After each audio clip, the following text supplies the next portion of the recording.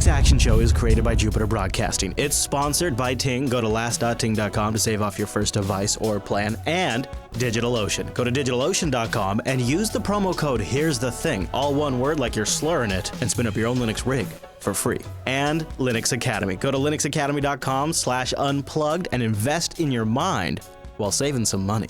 Welcome to Linux Action Show, episode 419. My name is Chris. My name is Noah. Hey there, Noah. Guess what? Coming up on this week's episode of the Linux Action Show, once we get through all of the news, and there is some important news like Oracle versus Googs, we're going to review the Libram 13. Now, the folks over at Purism tell us this is their best crack at a laptop. I reviewed the Libram 15, and I wasn't super impressed. Though, I will give them the benefit of the doubt that once you have a do-over, you often get it right. So this week, we'll see if they nailed the 13-inch Linux Perfect laptop, a machine built for Linux that's supposed to respect your privacy and freedom, including, I'm told, physical toggle switches for webcams and audios. So we'll talk more about that coming up in this week's episode of the show. I did tease the news. There is some big news going on that may have large ramifications with the GPL. We've got some great feedback from you, including an example of what I love about our community. But before all of that, Noah? The picks. The picks. I was like, are you there, Noah? Yeah, the picks. Now, you did yourself a 1-over this week. No, I'm impressed because this was an email that came into the show. And you're like, hey, guys, that's super great. I'm really glad you told us about this, but we'd really like to get a video. It was a post on Facebook. They posted a couple pictures of their new shop, and I'm like, hold on a second. You don't go posting pictures on Facebook about a new shop running Linux without sending a video into the Linux Action Show and telling us about how you run Linux. Boom. I love the way you rock. So we're going to play their clip. This is their shop that runs Linux, and then we'll get into our desktop spotlight and our open source spotlight. So stand by. But first, we're going to watch a video from the folks over at Fix It, I think is what they call it. It's an IT shop that runs Linux. And it's their new IT shop, too, which they'll tell us a little bit about here in this video. Super cool for these guys. Fix It Leads, IT Cooperative. Okay, so this is our new shop. We did a crowdfund, and this is what it managed to get us. So down here we have our pay-as-you-feel wall, which is basically old tech that people don't want. I love that. And you can basically take it, or you can pay whatever you want for it. Pay what you feel wall. Old tech we're just going to throw away anyways. Over here is our counter, which we've yet to find stuff to put in, but we will do. And through here is the workstation with 1, 2, 3 systems. There's Sev in the corner working away on the Vista machine. Yes, because we sometimes have to work on Windblows, I'm afraid. And Al in the admin room working away on a system which is, Al? What kind of system are you working on there? What operating system is that? It's Ubuntu, I'm afraid. Hey, It's Ubuntu. It's all right. It's better than Windows. Wow. So moving through into our main room, into the showroom, as we now call it. This is what we're all about. So what we do is we get donations of PCs. Oh, okay. As you can see from the spec there. It's only 1 gig, 80 gig hard drive with a minimal graphics card on it, and we put Ubuntu Mate on it. Okay, so I love this idea, right? Don't you love this? All right, so for those of you listening, he's got a shot of, it's not like the highest end LG monitor at all, but it's an LG LCD monitor hooked up to a nice, reasonable PC with Ubuntu Mate 1604 installed. Runs like a dream. Yes, works absolutely perfectly. So, as well as the £20 PCs, we also do other PCs as well. This is one that's got Ubuntu Mate on as well. Awesome. Core 2.3 gigahertz. 240 gigabytes of hard drive. That's plenty for that. Again, working with the software boutique on there. Lovely touch there. There's another Mate machine. Another one. So we do all different kinds of specs of stuff. And then obviously it varies in the price. This one's Gnome, my favourite. So this is an Athlon, 4 gigs of RAM, 250 gig hard drive. Look at that, Noah. Under $100. The thing that I like about this concept is the reality is I think we very much live, especially this is true in the US, very much live in a society of that's not enough syndrome. And so we have to have lags, latest and greatest. And what you find here is the reality is for a lot of people, and myself included, is if I have a web browser, an email client, and a terminal, I'm set. I can do my work and get work done. And so for 20 pounds or 50 pounds or 70 pounds, whatever that translates to in dollars. Or euros. I would say also, the thing here's what, Noah, you're wrong, actually. Okay. We're all about specs until we're ready to buy a Chromebook. And then as soon as we're ready to buy a Chromebook, you could put a Chromebook out there that looks good, where you don't even say how much RAM it has or what the processor is, and people will buy it.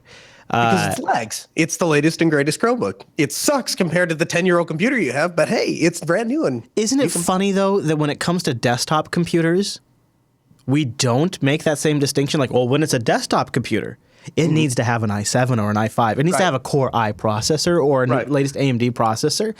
And when you not just a Core i5 or Core i7, but the latest generation of the Core i5, i7. Right. Well, it's an i5. Well, what generation of i5? This rig here, Ubuntu GNOME, Athlon 7 5500 processor, 4 gigs of RAM, 250 gig hard drive. And a lot of these, this one not in particular, but a lot of these rigs have dedicated graphics. I'll tell you, my experience, Noah, is especially under the Linux desktop with GNOME 3. I would take dedicated graphics over integrated graphics almost any day of the week these days. And for me, I think a lot of us out there, and especially for me, I need to rethink about this too, is a lot of cases we don't need a laptop or a Chromebook. A well-built, well-spec'd, with good quality components used PC is absolutely fine. For sure. And personally, I've had a lot of people, including my partner, approach me saying, this Windows 10 upgrade stuff is driving me crazy. I want to go to Linux. And the conversation always eventually goes down to the niggly wigglies about their use cases. And a lot of times I start at Chromebooks, and by the time I'm done, I'm like, okay, well, that's going to be an Ubuntu Mate desktop.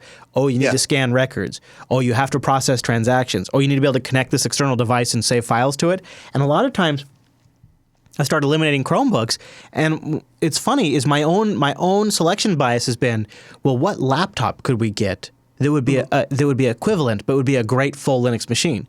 Meanwhile, well, because you're adding a $200 overhead if you go with the desktop, right? Because you got to have a display, and then you have to also. I mean, there's inevitably going to be at least $20 or $30 in random power splitter whatever things. Plus, you're going to have to buy a Wi-Fi card if there's not already a network drop or use there. Ethernet. Yep. So there is an overhead. Fair enough. Yeah, you're right. Dimension to buying a desktop, and the other thing is a laptop is self-contained. You want to move the laptop to that side of the counter, pick it up, move. Yeah. You want to move the desktop. Well, now you got to have the network guy come back and put another network drop in. And although I would argue that depending on the work case, having to use wired Ethernet could be a work advantage, could be a workload advantage, or having a decent, moderately powered PC workstation that is connected to a 23-inch gorgeous 2K screen. Yeah. That for sure is also, so it depends on how you want to look at it. Yep, and to be honest with you, I don't. So a lot of people, it also comes down to again the lowest common denominator thing. Where if I buy anything that I buy a laptop for, or I buy a desktop for, I could use a laptop in its place. But there are certain things that only a laptop will do.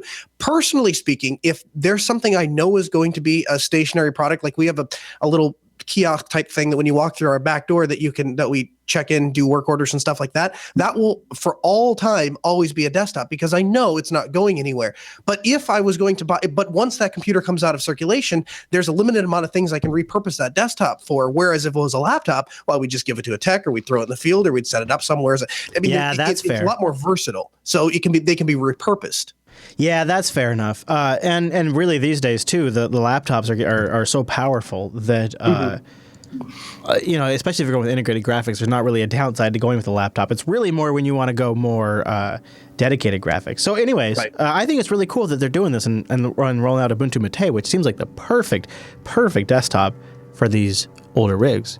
Now, if you want something exactly the opposite, you want something brand new, something powerful, something you could put in production, or something you can just experiment with, I have to recommend DigitalOcean. Noah and I use DigitalOcean as our infrastructure on demand. It's all powered by Linux using KVM as the virtualizer, SSDs for the storage, 40 gigabit E connections to the machines. These are slick rigs. DigitalOcean is a simple cloud hosting provider dedicated to offering the most intuitive and easy way for you to spin up your own cloud server.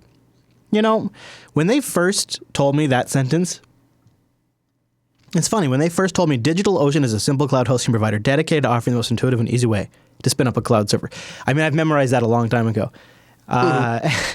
And I think the first time I heard it, personally, because I have a bias towards the word cloud, but secondly, because it just seems like spin, it's like, okay, yeah, obviously. Now having used them for multiple years, whenever we have a project that comes up, Noah and I are like, well, yeah, we'll spin up a droplet. They are direct and simple. You can't really appreciate the ease of use part of that tagline until you've used other VPSs. And believe me when I tell you, I've used them all.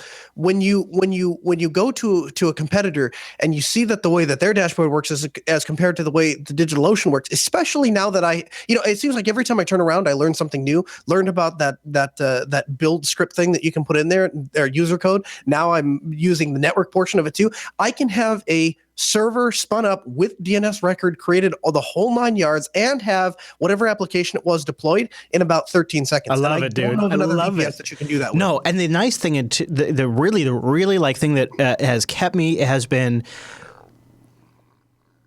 well, hello there. The really thing that's kept me for a long time now has been the interface. The interface is super, super nice to use, and they have a really, really nice API. You're laughing, but it's true. What are you laughing about? No, the API is great. Whatever it was that came onto your microphone just seemed like... I know, it was like crazy. Like, there's a monster in here. So one of the things we've done recently is we've decided to move over to an open source backend for our live streaming and broadcasting. DigitalOcean was perfect for that. It was just an example of once you have the management infrastructure put in and you start to understand their API, it's obvious. But you don't even have to become an API expert. They have a bunch of open source code that's already written you can take advantage of. Boom! You can take advantage of that open source code. Shoot. Or you can be JBot, slowly controlling the entire world and competing with Google for, Skynet status. Either way, from nothing to total. Just use our promo code, here's the thing. All one word, you're slurring it, and that's a promo code. It gives you a $10 credit. All one word, here's the thing, lowercase. You put that into DigitalOcean, it gives you a $10 credit. Then you try out the $5 rig, 2 months for free. For $5 a month, you get 512 megabytes of RAM, a 20 gigabyte SSD, 1 CPU, and a freaking terabyte of transfer, which is great. They got data centers in New York, San Francisco, Singapore, Amsterdam, London, Germany, Toronto. I love them all, too, because it's not just like they arbitrarily pick those data centers. They make great distribution points for those areas. Combined with their great interface, all powered by Linux and our promo code, it's a super sweet solution for spinning up your own Linux rig on demand, either with a full application stack with a one-click deployment or just a base system. You'll get root access with an HTML5 console. Check it out. Just use the promo code, here's the thing, so we get credit over at DigitalOcean.com. And a big thank you to DigitalOcean for sponsoring the Linux Action Show. Here's the thing. And yeah, I had to email them several times back and forth to get that. Also, check out how to set up Nginx server blocks, aka virtual hosts, on Ubuntu 16.04. You know that old thing you used to do with Apache all the time? Now you can do it with an Nginx. Oh, up on DigitalOcean Droplet. Oh!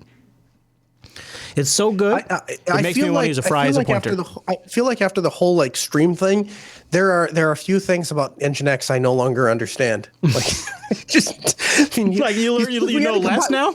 Well, we had to start, huh? You know less now that you've worked with it? No. I mean, there are a few things I feel like I don't understand about Nginx. By the time you get to, well, we can't use that module, we have to use this one, so we have to compile it back from source, and we have to, when you get to that level, I don't know, that's not my usual route of going through things, and so now I feel like I feel pretty comfortable in Nginx.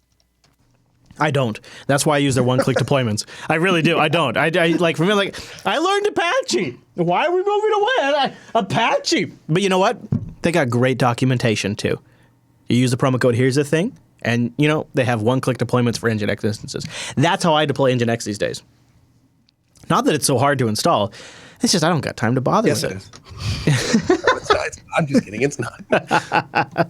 All right. So this week we have a pick that, I'm sorry, Rikai. So here's the thing, guys. Every now and then there's a pick we get to that we probably should have told you about 6 months ago.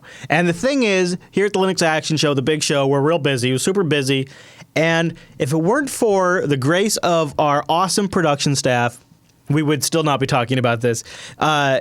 In fact, we have been told by just Rikai, the editor of this show alone, how many times about this app pick?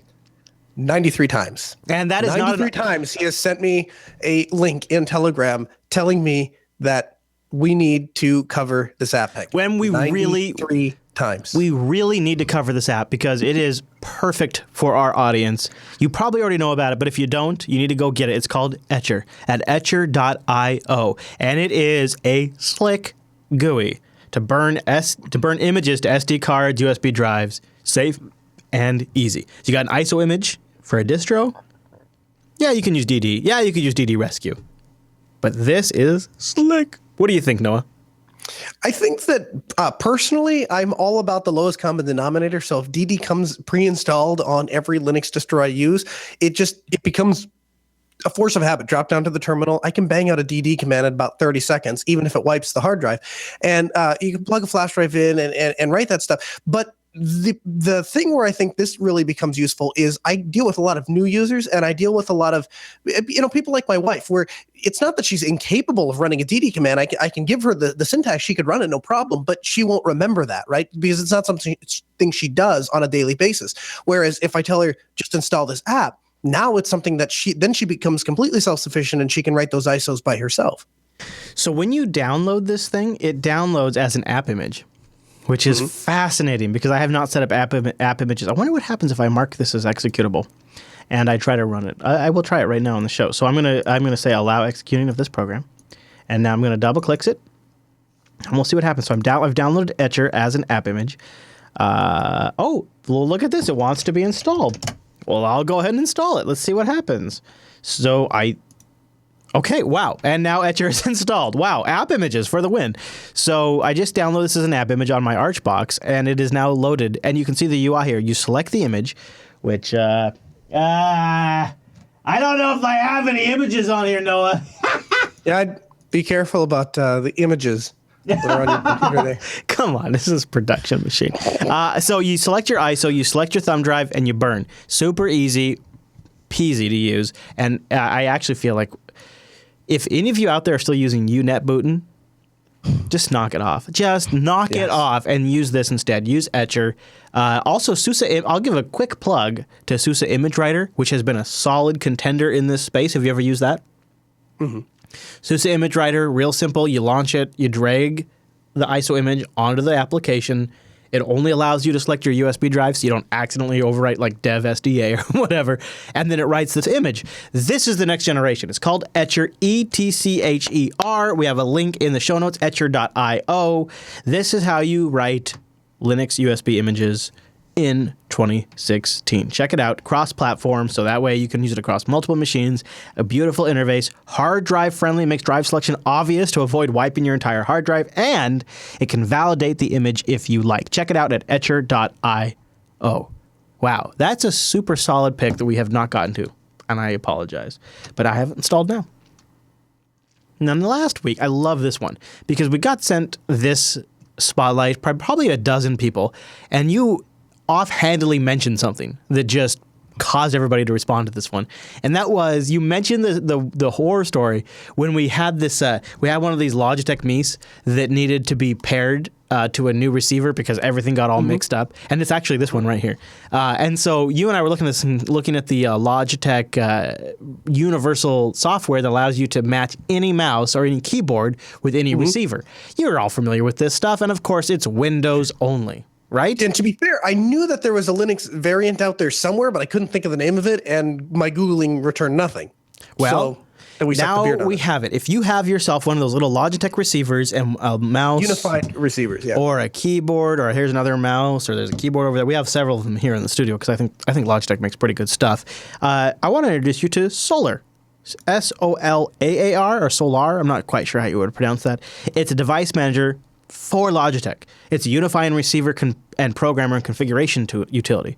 And it allows you to configure that receiver under Linux. It's up on GitHub, GNU/Linux. And there's pre-built packages for Debian distros, and also, of course, an AUR package, and an OpenSUSE RPM, as well as a Gen 2 overlay. And once you load this thing up, I believe it is Qt-based, so you'll need to have some Qt dependencies installed. You can configure that Logitech receiver, which is great. So thank you to everybody who sent this into the show, because we'd offhandedly mentioned having to use Windows to configure our Logitech universal receiver. So this is nice. And now that all of you told me, I will not forget it next time.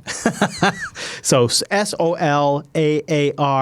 And we'll have a link in the show notes because the URL is a little weird. Any thoughts? No, I mean, this is nice, right? It's like one more thing that Linux can do. It is. See, I've never actually programmed those receivers. I certainly, as heck, have not done it on Windows, but I've never even done it on Linux. I have an employee that programs them here at the shop, and I know that he uses the software on Linux.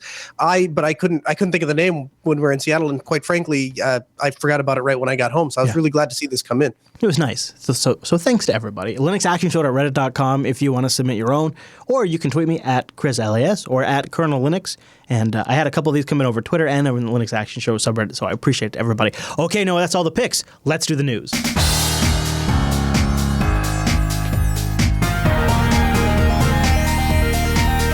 It's the news, and this episode is brought to you by Ting.com. Everybody knows that. Everybody. Last.ting.com. That's where you go to save $25 off your first device, or get that in service credit if you have a Ting-compatible phone. And you might. They got CDMA and GSM networks. Ting is pay for what you use wireless. Can you picture that? Pay for what you use wireless? What? You mean if I don't use 1,000 minutes, I don't have to pay for 1,000 minutes? If I don't use 12 gigabytes, I don't have to pay for 12 gigabytes? Exactly. It's $6 a month for the Ting plan. Then it's just your usage, your minutes, your message, your megabytes on top of that, and whatever Uncle Sam takes. So go there, last.ting.com, support this show, and find a better way to do mobile. CDMA and GSM, like I mentioned, so you get to pick whatever's stronger in your area. You bring your own device, or they have a bunch of great unlocked devices, which is really like owning your device. Kind of critical. Last.ting.com, they have a savings calculator I would like you to check out. I love Ting too because, well, to be honest with you, they're geeks. And this next video here, right here from the Tings, oh man, it tells you all about how geeky they are. Take it, Ting!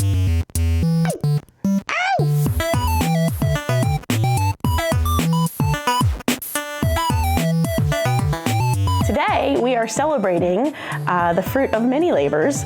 We are opening a makerspace. You know, fundamentally, we believe that technology is just a great thing, right? We are a technology-based company that uses technology every day. A makerspace sort of is the physical embodiment of that spirit, in that, you know, the internet was somebody's great idea, and we're offering you a place to have the next great idea. So the next big idea could happen here in Westminster. The importance of it, I think, is measured by the response that we've gotten to just talking about this. The idea of this has taken off. It's been like a match on gasoline. We haven't had to persuade anybody that this is a good thing, because the value of it is grasped immediately. In that it's a tool. It's like another school, another way of teaching people about innovation and how technology can make people's lives better. Having a makerspace set up gets people really interested in technology. Once they're really interested in technology, they'll want to use more of it in many different ways. And really, that all ties back to gigabit internet. So we really feel like in doing that, we're really setting up an appetite inside of each town or city that we go into for fiber internet. I think there are a lot of people who do know what makerspaces are, and a lot of people who, as soon as you start to tease them with the idea of what a makerspace is, they're like, oh, I get it, I've heard about that. Isn't there one in California, or isn't there one in, yes, and now there's one in Westminster. So you're gonna grab 3, 2, Seattle! Come to Seattle! Last.ting.com. I love Ting. One of the great things about Ting. Backed by 2 Cows. That's, I think, probably one of the key things about them is 2 Cows has been around for a long, long time. Back when I was downloading legit software for Windows, now they survived the .com bust. And now they've stuck through it, and they've come with some great properties, including Ting. They're reaching out into all different kinds of areas.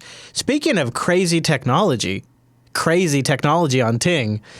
You crazy, Noah. You crazy. You crazy. I've never seen a phone this small before in my life. And I love Noah has developed like this like complicated story of if he loses his laptop and all of the phones that he owns, which is numerous, he still might need access to Ting and Telegram. Ergo, he has to find the ultimate device, which has led you down this path, Noah. Well, so twice now in my life, I have lost access to Telegram temporarily because I couldn't authenticate because you can't log into Telegram with a username and password like I would prefer they do. They insist on sending me this idiotic code that I have to enter into my phone. Oh, man, I know. And yeah, I know. It's so dumb. So basically what I need is I don't actually intend to use this device to actually operate Telegram. I just need it to I'm just planning on using it to get receive the initial message with the authorization code, and then I can authorize whatever device or even a web client. I like to, Noah. Or last weekend. But it has to be really small. Mm-hmm. It has to have decent battery life, and it has to be a GSM so that I can activate I like all those things. That's pretty solid. That all sounds reasonable. Where you went after that, not so reasonable. So he What do you have against eBay? So he goes on to eBay and he finds a $60 phone. It's the world's smallest mini waterproof Android dual SIM phone. It's a 2.5-inch Android. It's this guy, for those of you that are kind of, take your index finger and your middle finger, like you're flipping Noah off, and put them together, and that's the length of the phone. That's how big it is. You know what, Noah? I love it, too, because I want to get a boat. I want to do the next 10 years of Last from a Boat. By the way, spoiler alert, the next 10 years of Linux Action Show, absolutely, no question about it. We're going to broadcast from a boat. And so it's good you got a waterproof phone. Good. I don't know. What I like is I like how you find hardware and then you reverse engineer a reason for needing it. So I'm reverse engineering it right there. I just did it for you. That's not just hardware, man. That's everything I buy. I come up with. I'm like, oh, that's cool. I need that. Let me figure out why. That's what I love about Ting, though, dude. You can go get the SIM card and you just toss it right in there. You can be like Jason. Maybe you would have to go get the SIM card. I just walked out of my basement and grabbed one. You grab one you already have. Jason writes in, he says, Ting saved the day. Hey, Chris and Noah, I have a story about Ting and how it saved the day. I knew at a convention last year when I saw a panel being presented by this great artist that I knew. I wanted to show him the book I had been working on. While I had my laptop with me, I did not have Scribulus installed, and I couldn't show him the book. Also, I could not use the Wi-Fi in the hotel. Well, yes, yeah, no kidding, right? Luckily, I could use the tethering on my mobile phone because I used Ting. I was able to download and install Scribulus and show him the book. He liked it, and I was proud. That man died last week, and I'm thankful that there are services like Ting that can help you out in a pinch.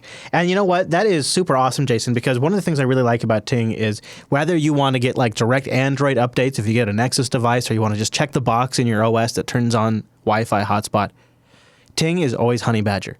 If you want to use Ting as a dumb pipe, they're happy for it. If you want to use Wi-Fi and never pay a minute for mobile data or phone, Ting's happy with that too.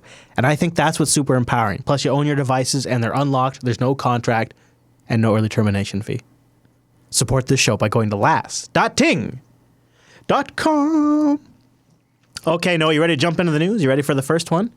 I am. I'm really glad that Michael was the first one to write a story about this because there is a trend I've been watching for the last couple of weeks, and I thought it would be in bad taste to talk about it on air. I don't know. I have a lot of respect for Frank. You and I have tried out OwnCloud for many years, and if I'm actually back on OwnCloud. Are you serious? Yeah, like whole hog. Like I think it was last week I actually did it, but I moved all my stuff over. I tried it for a little. I've been running it since we did the review. And I've been running it, and I haven't lost any files. Nothing bad has happened. So I decided what could go wrong. And so I moved all of my important stuff, the stuff I rely on, the stuff on my magical little thumb drive, back on OwnCloud. Well, everybody that matters is left OwnCloud, and the project is left struggling. So congratulations, dude. Well, my timing was great. I didn't want to talk about the story because I thought it was in bad taste, but I knew something was going on, and now many people have left, and Michael Arbel of Phronix is writing about it. There is an apparent exodus at OwnCloud right now. So, good timing there. No, I'm not. Just Noah. Sometimes you win them, and sometimes you lose them. All right. So, an apparent exodus at OwnCloud continues. Michael writes, apparently something's happening to OwnCloud, the company behind the popular open source alternative to Dropbox. Since version 9, which we reviewed right here on the big show, a lot of high-profile individuals have been leaving the company. Some publicly, some not.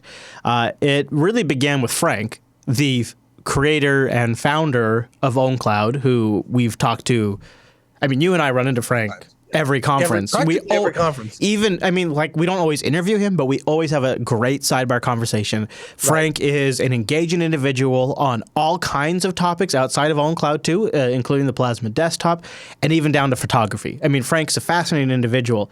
And so he's left the company after 6 years. He wrote on a blog post last month about leaving the company, and we didn't really cover it then because I'm not... To be clear, actually, I want to take a moment and make sure I'm super clear about this.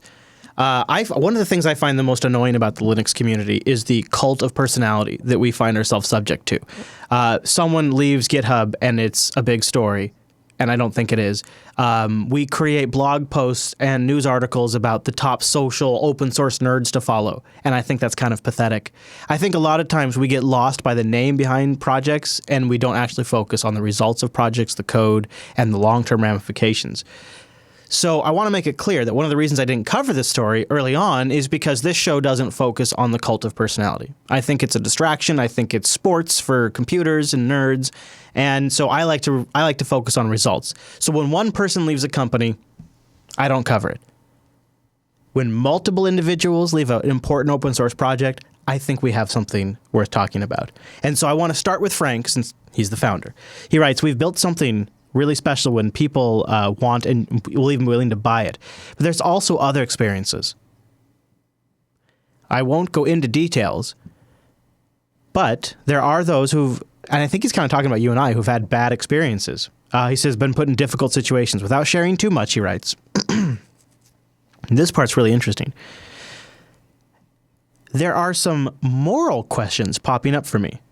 Who owns the community? Who owns OwnCloud itself? And by what? And what matters more? Short-term money or long-term responsibility and growth? Is OwnCloud just another company, or do we also have to answer to the hundreds of volunteers who contribute and make it what it is today?" These questions brought me to the very tough decisions, these ones right here. "I've decided to leave OwnCloud, my own company, today. I have handed my resignation and will no longer work for OwnCloud Inc." Now that's Frank's post. Michael goes on to say, "This week we've also seen announcements by Joss, who we've had on this show, Lucas, Bjorn, and Arthur, who are all different individuals leaving OwnCloud Inc. Each of their blog posts confirm that they are leaving, but do not shed much light on the underlying situation at the company." And I think part of that is because all of them recognize the important role that OwnCloud plays as an alternative to Dropbox and third-party lock-in to things like Google Drive and others. OwnCloud is fundamentally a critical open-source project as far as giving us a cohesive groupware-like response to some of these cloud solutions that are proprietary and often insecure, like Dropbox. But holy shit. If it was just Joss and Frank leaving, but you combined Lucas with Bjorn, I mean,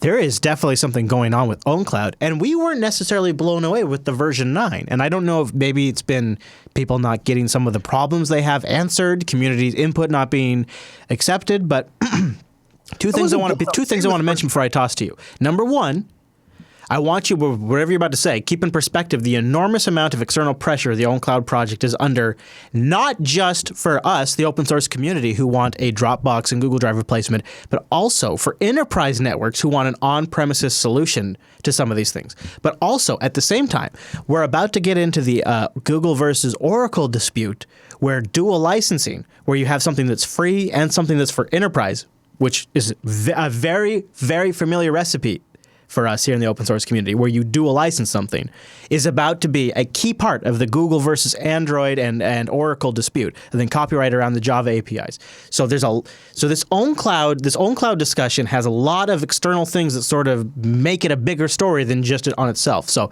with that, I toss it to you, sir.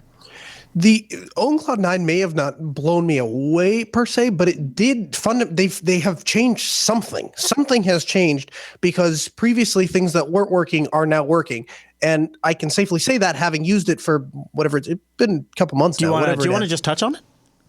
Well, so I used to have an issue where if you have small files, text files, pictures, whatever, those you're probably not ever going to have a problem with. That seems to everyone I've talked to, if they say, "Oh, I've never had a problem with OwnCloud syncing, the desktop client syncing." Okay, well, what are you syncing? Well, I've got, even if they have lots of them, even if they have thousands of them, that doesn't seem to be a problem. But if you do a lot of moving of large files, and when I say large files, I mean upwards of 10 gigabytes, and you're moving those files and you're moving them frequently and a lot of them, and you're syncing across a lot of computers, that's where I see OwnCloud break.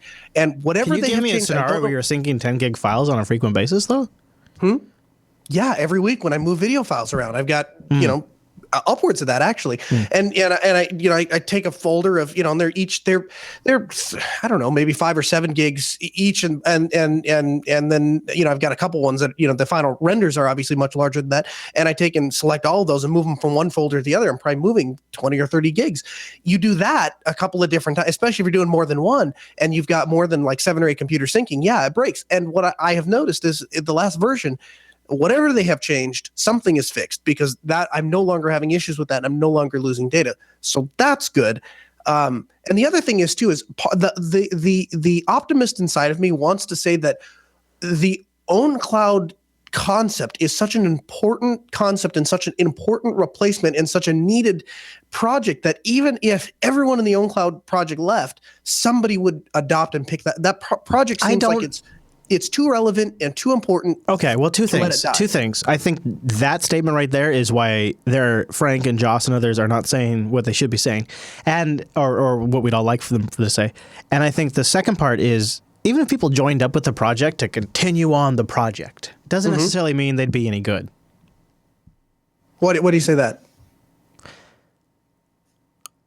Can you give me an example of a time when the visionary of a project or the core founder of a project left and the project went on to be greater and better? I guess not off the top of my head, but I can say that I also don't remember a time where we've had such an important and relevant project spring up from the ground, because it's not that old. And then within a couple of years, everyone kind of tapers off. Usually people are leaving a project after it's lost steam. OwnCloud, I don't think has lost steam. In fact, I think it has barely begun to gain steam. Yeah, I think people are just now getting off of Google Drive and Dropbox. A couple of things jumped out at me about Frank's statement. He said there are some moral questions popping up for me. That's super vague, Noah. I mean, when I hear moral questions and I think about a centralized cloud hosting with encryption and file syncing, he says, who owns the community? Who owns OwnCloud itself? When I think of moral questions too, I think, was there something else? As a corporation, was there another motive is somewhere in there that he wasn't comfortable with? I would really like to get a chance. So in fact, we're going to talk about, you know what? Let's pause this right here. We're going to talk about upcoming open source conferences towards the end of the news segment. And there's one you're going to be at very soon where you might get a chance to ask him some of these questions. So let's pick this conversation up when we talk about those. Sure. And let's transition to Google and Oracle. Nobody here on the show is a big Oracle fan. I'm sorry, we don't have one. If you are an Unbreakable Linux fan, good. We want to know how well Java's working for you. I remember when Oracle first set up a booth at Linux Fest Northwest. It was when, did you ever go to Linux Fest Northwest when it was in an old like cafeteria room? It wasn't in the building it's in now. Okay. It was many years ago. And 1 year, Oracle was like one of the first big companies that wasn't like a Linux company to set up a booth. In fact, I think it was the first big company that wasn't Red Hat or Mandrake at the time, or VIA. I think VIA had a booth. I think Mandrake had a booth. Red Hat had a booth. There wasn't really much Ubuntu at the time. There was a Debian volunteer booth. There was a BSD booth. And one of the first commercial booths was a frickin' Oracle booth. And they were introducing Unbreakable Linux. And that was my first time going, what? What is Oracle doing here? And fast forward to 2016. Here we are, midway into 2016, and Oracle and Google are battling out in court over the use of some of the Java APIs and other things in Android. And Google just had a very successful court ruling in their favor. Google just got a win in this battle that's been going on for several years now. that says that Google was making use of fair use of the Java APIs. Now, Oracle has spent many millions of dollars trying to get Google for this. I don't know if you're familiar with this, Noah, but some people said this was going to set precedent for the use of APIs, and that there would be, if Oracle won, then APIs could be copyrightable, and anybody who uses an API could get sued, which, if you think about that, that would be, the ramifications of that would be just devastating to the industry. Well, it also, doesn't that kind of defeat the entire existence of an API? The whole point of why you create an API, yeah. Right. So this is this just happened. It just happened on I think Thursday. Following a 2-week trial, a federal jury concluded Thursday that Google's Android operating system does not infringe on Oracle's own copyrights because its reimplementation of 37 Java APIs is protected by fair use. Ironic. I can't even get last week's episode of Unfilter on YouTube because of fair use, but apparently Google can copy 37 APIs under fair use. How many millions of dollars did you spend on your lawyers? Yeah, exactly. None. There was only one question on the special verdict form asking if Google's use of the Java APIs was fair use under copyright law. And the jury completely agreed that Google was using them in fair use. Now, a lot of people were super relieved online. Did you get a sense of that? I know you were really busy over the weekend. No, I was, but the thing is, I follow Michael Dominic on Twitter, and he has some strong opinions about it. So yeah, I did catch wind of it. And I actually happen to completely agree. In fact, over the weekend, I did additional research, and now not only do I think Michael Dominic was totally right to call it when he called it weeks and weeks and weeks ago, but I think he's even more right than he's ever been, even though that Google won. I'll continue on in a second. Google said in a statement that this victory was good for everybody. Today's verdict that Android makes fair use of Java APIs represents a win in the Android ecosystem for the Java programming community and the software developers who rely on open source and free programming languages to build innovative consumer products, according to a Google spokesperson, via email. Oracle. Oracle, however, big news here. No.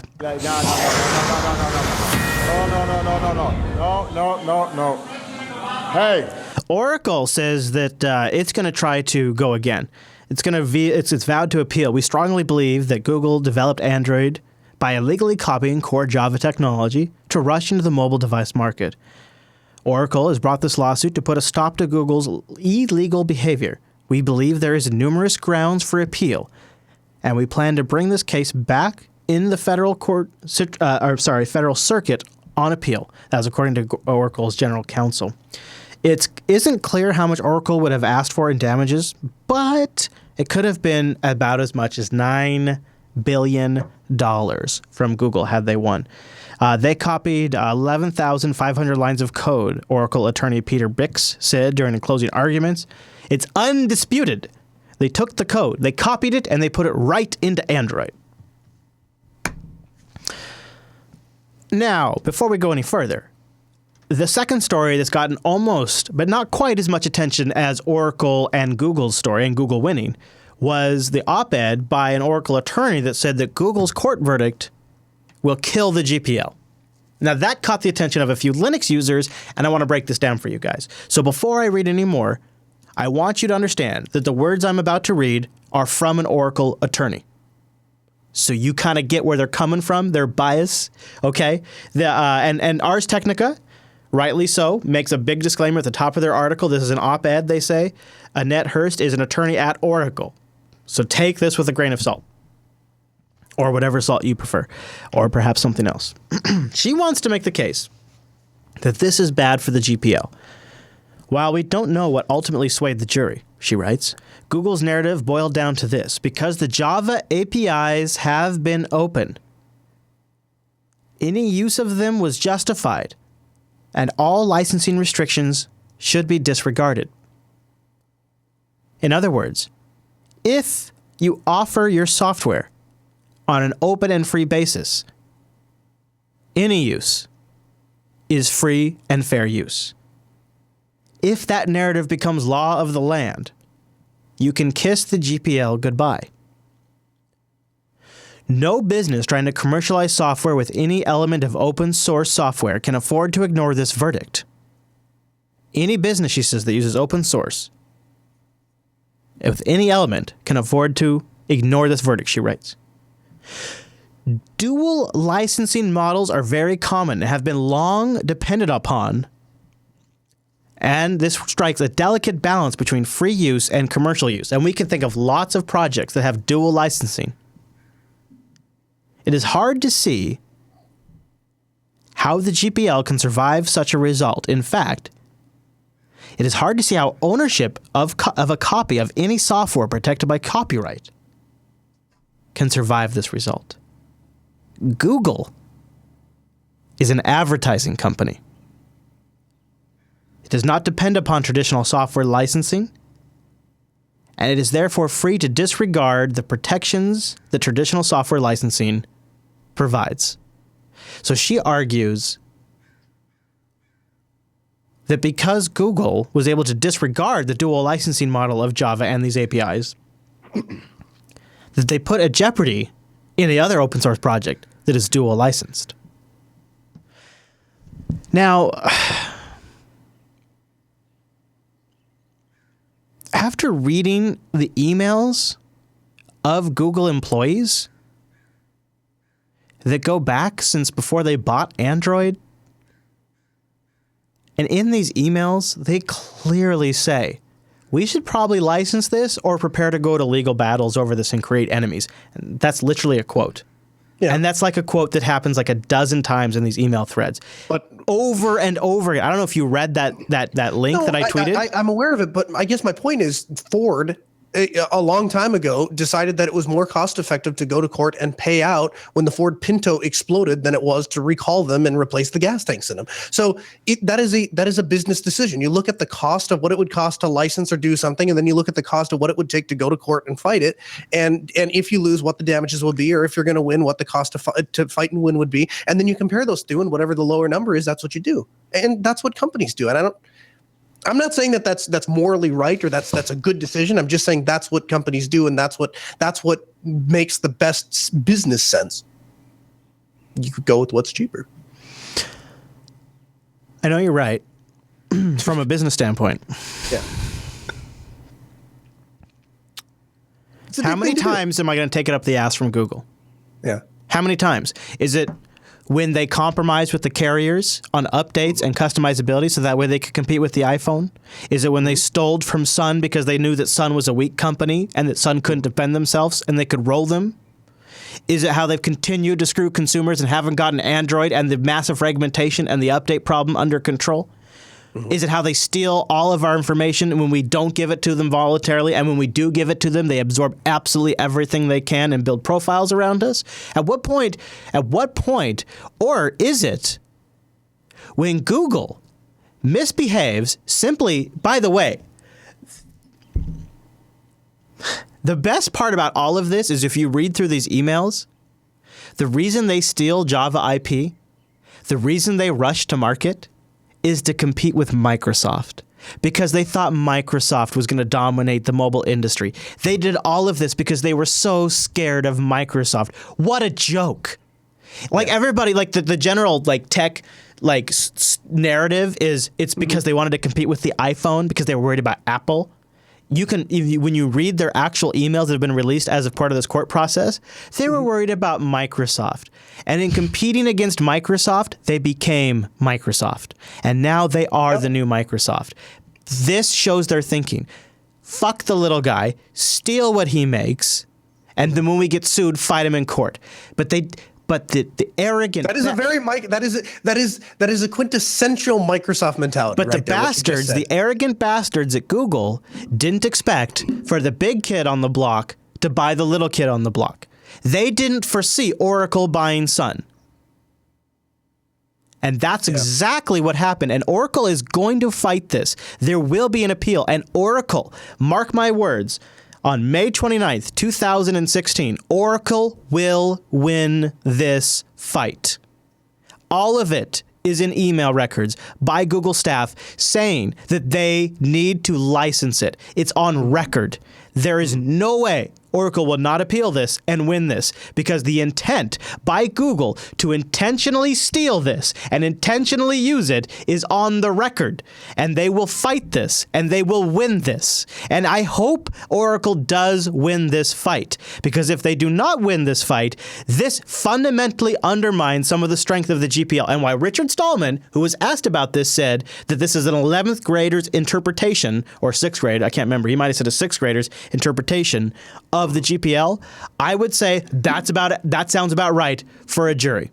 And this precedent that it sets fundamentally undermines dual licensing, which is a key component of funding open source development in our community. Look at OwnCloud. Look at Zimbra. Do I need to make a whole list, or do I just need to stop right there with those 2 top picks? It's obvious dual licensing is key to future development of open source project, and what Google has just done with this court victory has fundamentally undermined that strength. They are damaging us, and all of us sit around picking sides, jerking each other off. Yay, Google, you fought the evil Oracle. Go Google. Android is saved. And none of us actually think about the ramifications, because we're such a bunch of tribal monkeys that we get on Tribe Google and Google beat Oracle, and we don't even think about it. Let me ask you some questions. So first of all, give me what the practical, let's just say, hypothetically, you're right. They go back, they win, and they pay out a couple $1 billion in damages. Now what changes? That's not going to stop Google. It's certainly not going to sink them. Second question: if they win, and let's just say something really, really bad. Let's say the damages are 10-fold that, or 20-fold that, or something that actually even makes an impact. And now we do damage or destroy or get rid of Android. Then what are we going to use as a mobile operating system? Like I get where you're really. Yeah, really. First of all, absolute worst case scenario. Oracle and Google, Oracle and Google create a licensing deal, just like everybody else who's taken a piece. I mean, look at Microsoft, dude. They're making like almost $10 billion a year now off of Oracle. Off of Android licensing. And by the way, by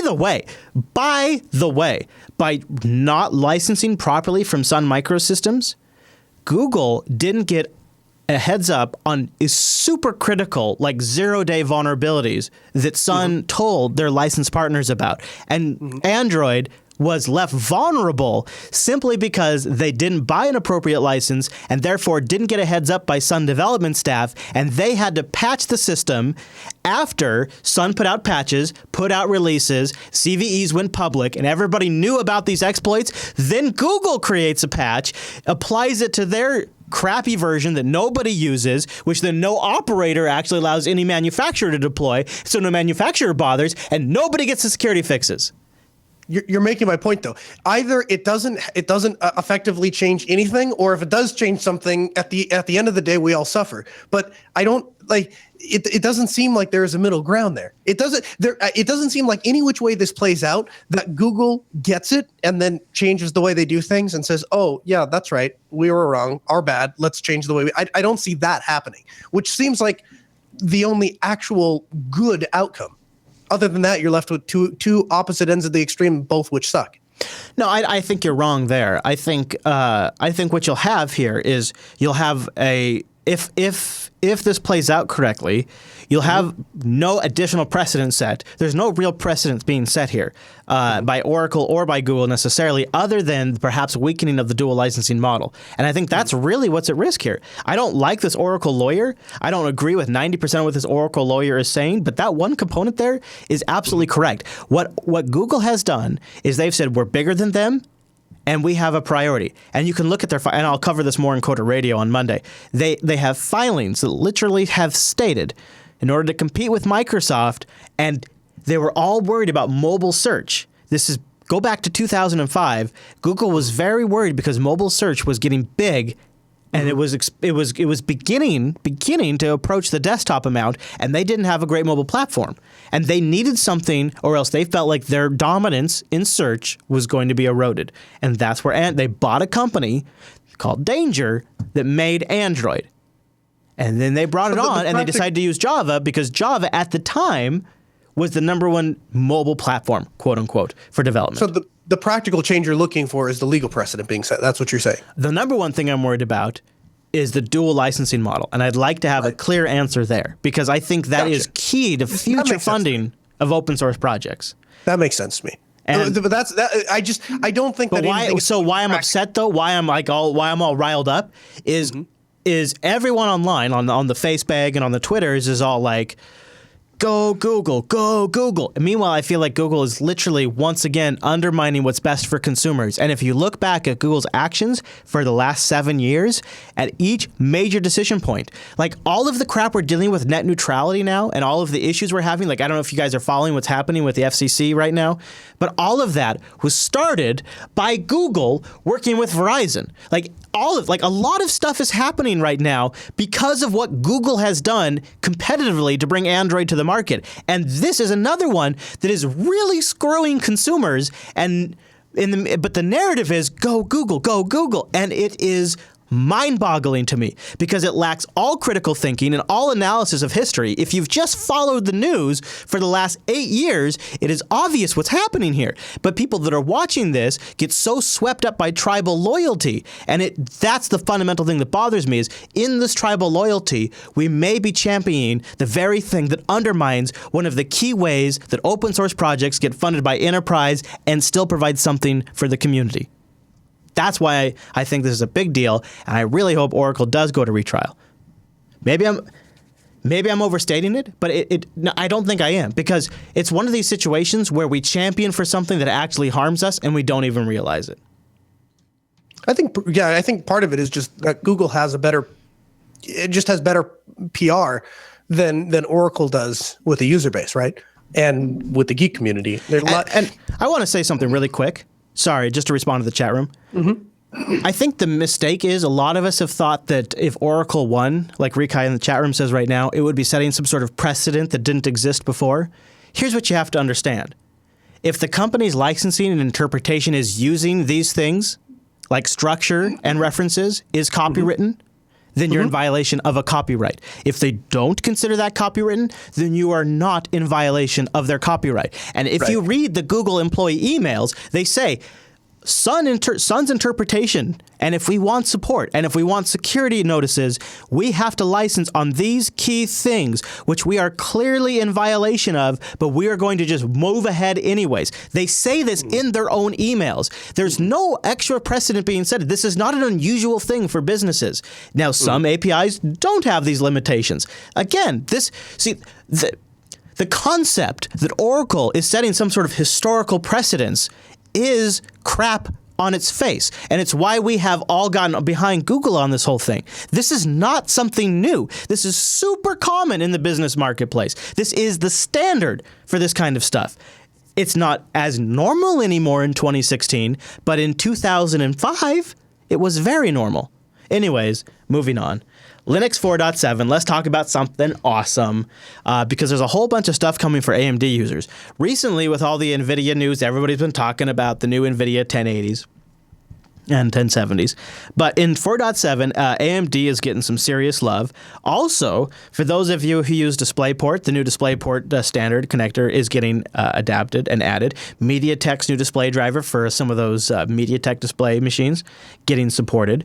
But I want to jump ahead. So Michael over at Phoronix again has a whole post here. But one of the things he talks about, besides all of the new ARM platform support, including the Google Pixel C, some nice improvements for AMD CPUs that do KVM virtualization. So not only is there a nice improvement for AMD GPUs, but AMD CPUs are getting a nice boost with the new 4.7.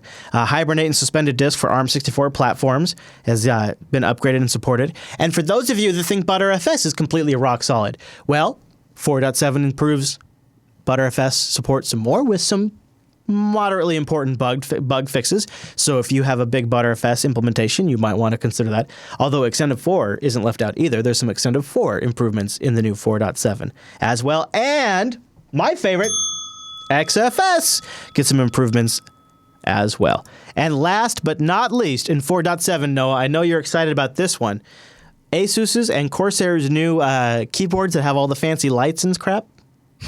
Built-in kernel driver in 4.7, as well as the Light Ridge Thunderbolt controller and the Realtek chip for Skylake HDMI audio. Skylake HDMI audio. Excited. Now, here's my question: how about the quasi keyboard? Does they call it a mouse, but basically it's a quasi keyboard because it has 59 freaking buttons on it. Is that going to be supported? I don't know about that, but the Xbox One Elite controller, built-in kernel support. Heyo, ACPI 6.1, also EFI bootloader control driver, and other shenanigans like Chrome OS keyboard backlight LED control for Chromebooks, all added to Linux kernel 4.7 Noah. Now, before we get out of the news, I want to talk about next month. We're at the end of the month as we record this show here, and I'm looking at opensource.com's upcoming events, and there's a couple that jump out for the month of June.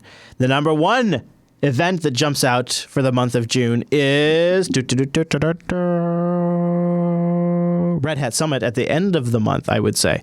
Also, if we fast forward to the 10th. Hold on, I'm getting there. Oh, okay. The number one big event that matters to Noah is... Yeah, I was going to say Red Hat's not what? No, Self.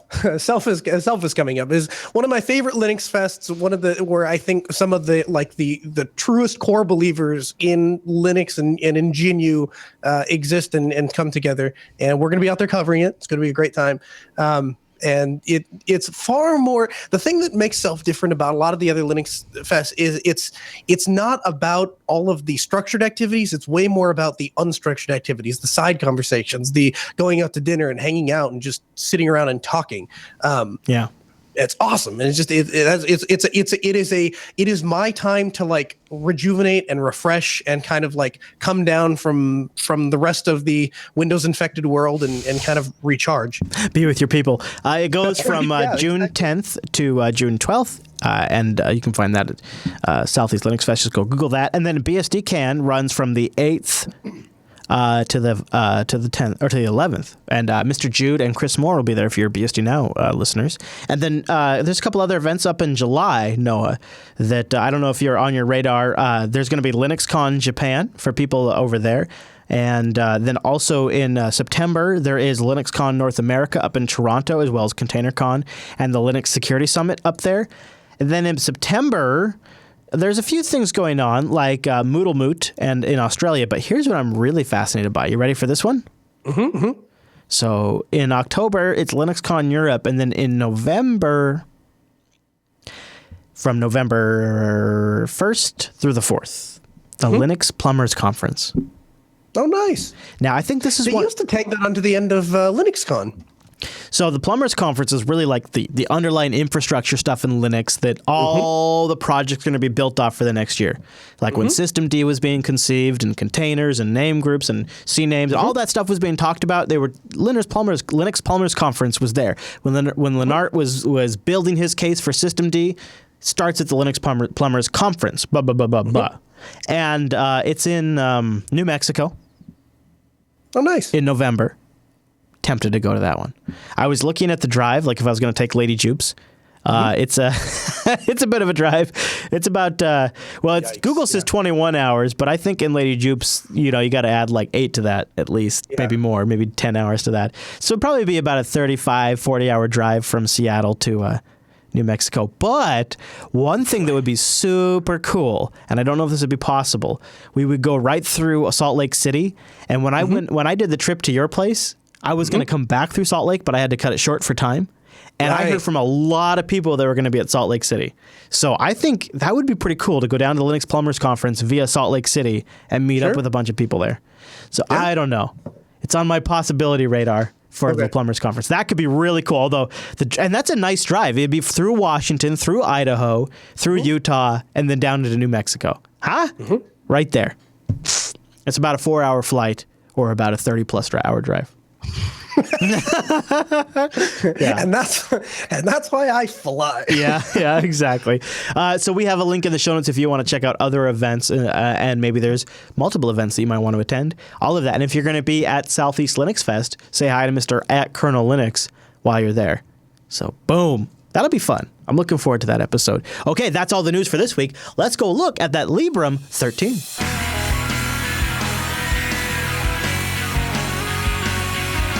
Hey, baby, I can change, baby. I can change. That's what Purism told us with the Libram 13, and we think maybe they're right. It's sleek, it's nice looking, it's a black svelte model, a 13-inch laptop that promises to respect your privacy and your freedom and protect your digital life. So we're going to review the Libram 13 here on the big show after I took a look at the Libram 15 first.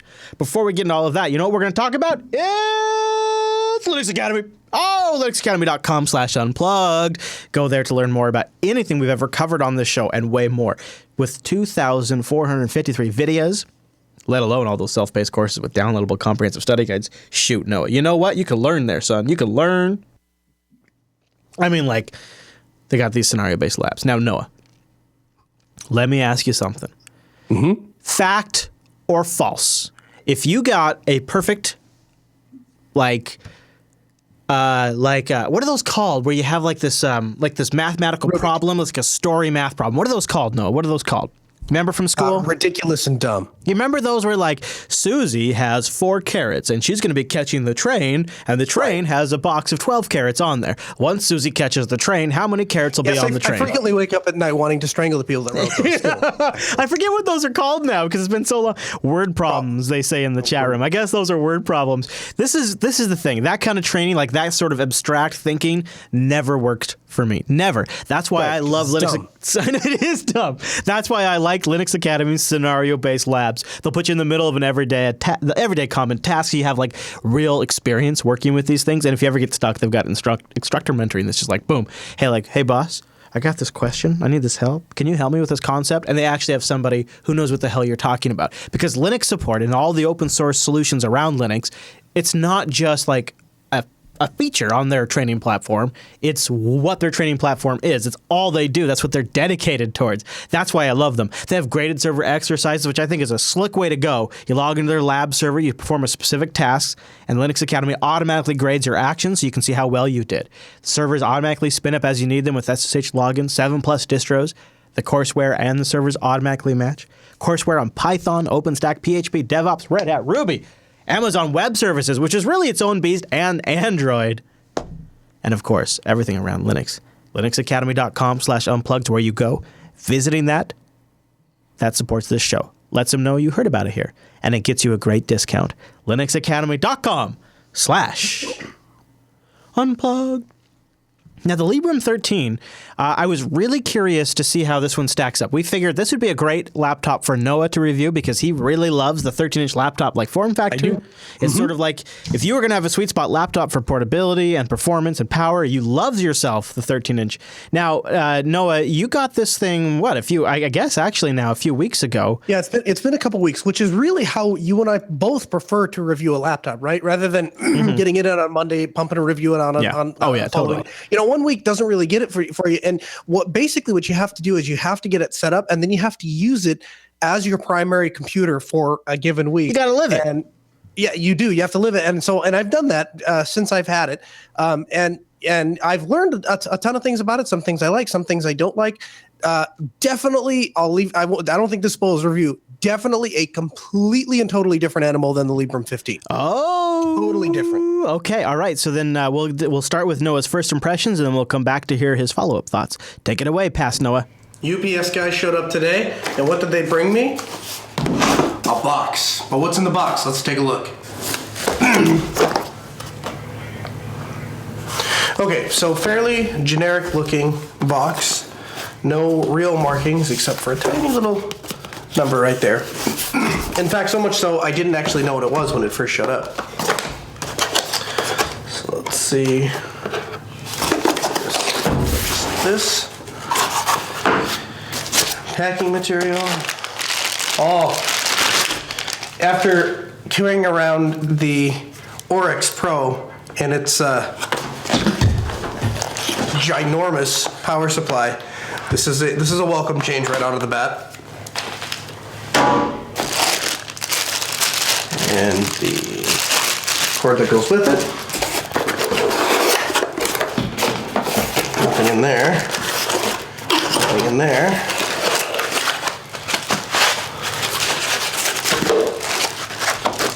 Got the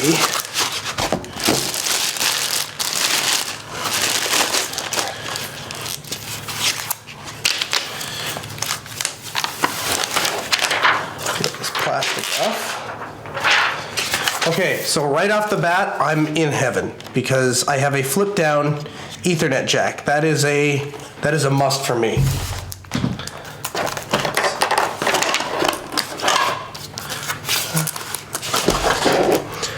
And as we can see, there is no Windows key, but it's also not labeled as Purism or Linux or Ubuntu. It's just blank. Not the end of the world, but at least it's not a Windows key. And 13-inch form factor is wonderful.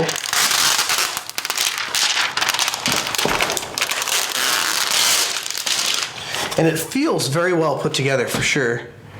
So looks like we got power and USB on that side, as well as a small little reset. That's kind of handy. And then on this side we have wired Ethernet, full-size HDMI, USB 3.0, and an SD card slot.